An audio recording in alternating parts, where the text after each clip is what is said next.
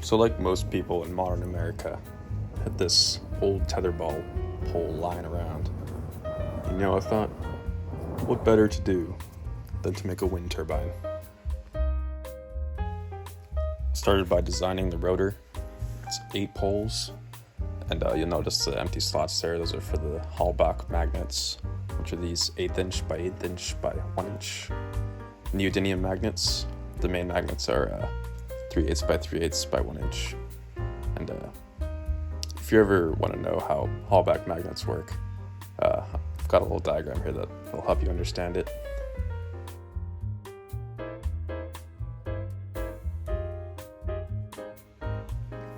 So the stator is 24 coils, 24 slot distributed winding generator.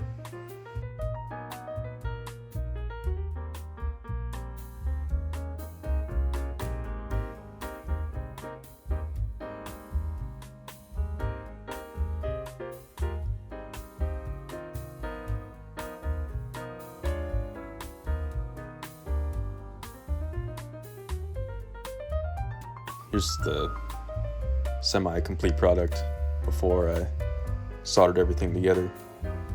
It's kind of a hassle to get all the coils in.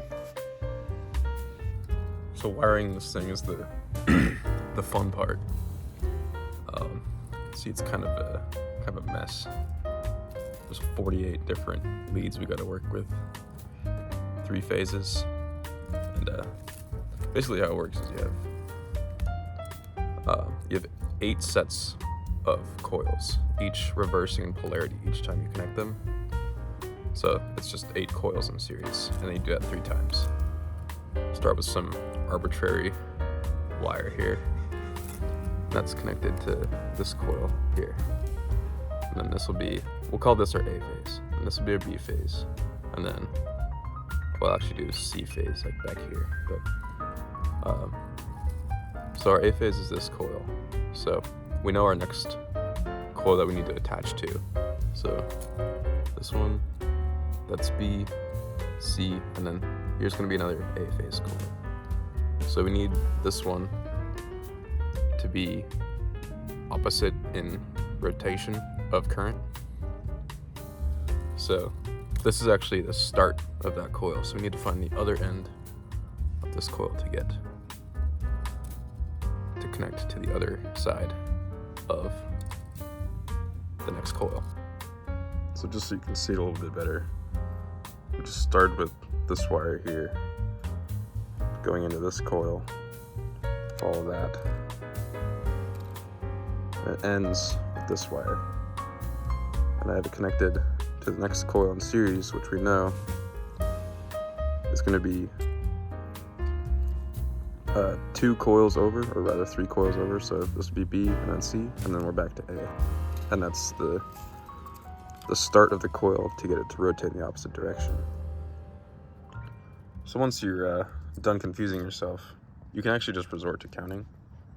So this is our start phase here. You count 1, 2 wires, and then this is where our A phase continues. So after B and C, we're back to A. Connecting this to 1, 2, and then back to another A phase coil. And you're just connecting these, counting again, 1, 2, another A phase coil. So we're connecting these here, 1, 2 apart. And you do the same thing on the inside here. You're just counting 2 coils and then connecting them together. You don't have to think, you just count, which is hard sometimes, but if you do it right, you'll notice you'll have your A plus and your A minus, your beginning and end of your phases. You'll have 2 wires in between them. Just mathematically works out like that, which is nice. So the B phase is the easiest to do in this progression here.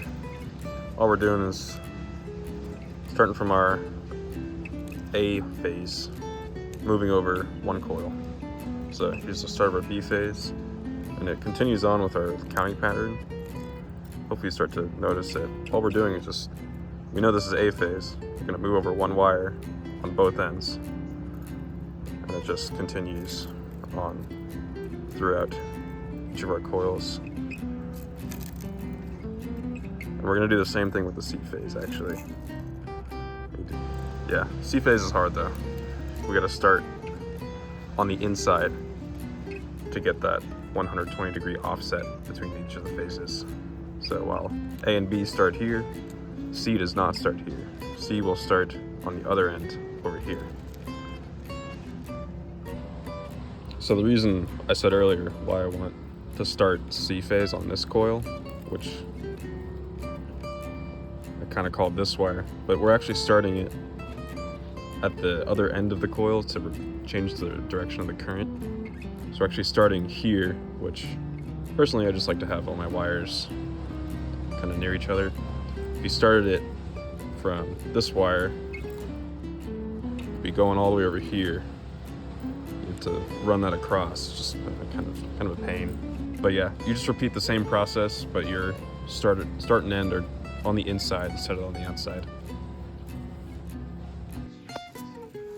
I also designed a custom yaw bearing, which in the end didn't turn out very well, but it didn't matter too much.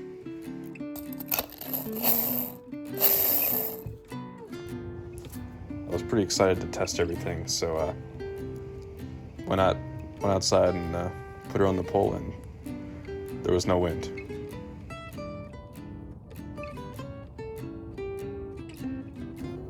So I took it to my backyard, and now's a good time to talk about blades.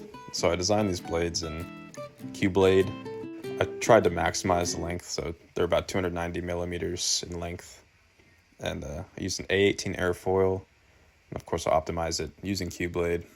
If you ever need to learn how to use that, there's plenty of tutorials on YouTube. I use a TSR of 5. And this was the first test with the blades that I made.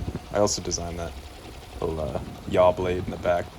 Didn't work really at all in low wind speeds, but it was fine for the time being. So then I decided to start soldering it together so I could actually get some data from it. This was the final soldered product. I took all the connections in and just gave it a test. Everything had the correct resistances that I was looking for.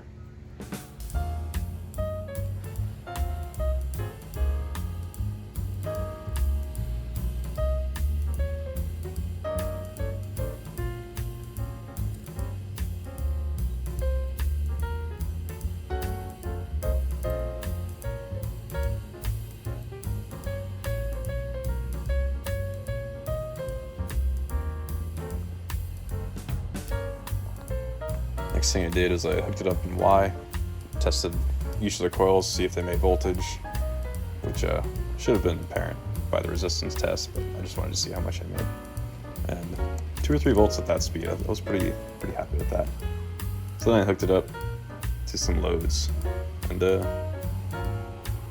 was able to power these LEDs pretty easily, which is pretty nice. There's like no wind in where I live, so I went to where there was wind, and I didn't have any way of testing the load at this point, so I was just hitting unloaded voltage. But with these blades, I was still pretty impressed with what I was getting.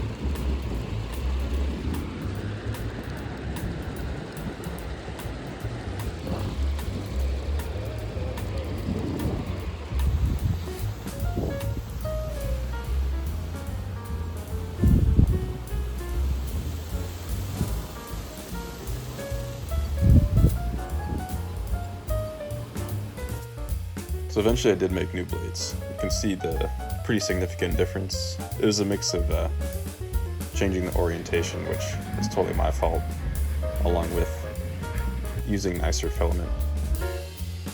These blades I made initially just weren't using the best filament around, and I decided I wanted to really make them better, and they did come out a lot better.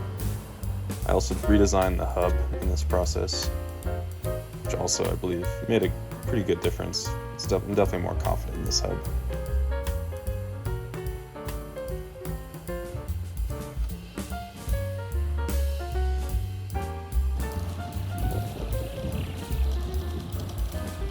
So then I threw it back up there, and with what little wind I had, I was still pretty impressed.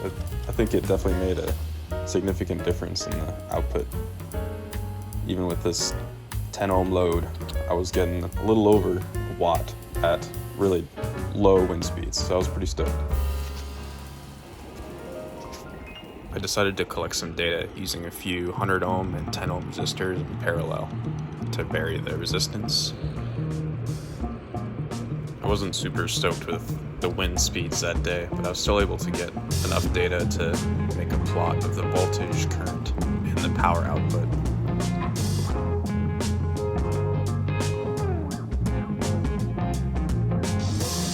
In the end, I wasn't able to get very good data, just the wind around me is very gusty, but I was able to power this DC motor, which is pretty cool.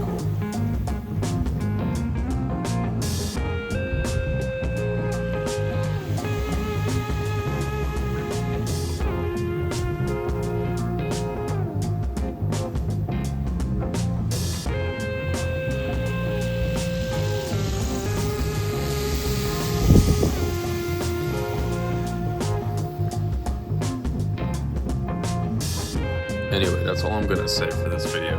If you like this content, leave a like, subscribe. I plan to post more content, mostly related to motors and generators. If you have any hate comments, please leave them. I want to hear what you have to say, even if it's a slur of some sorts. But yeah, see you in the next one.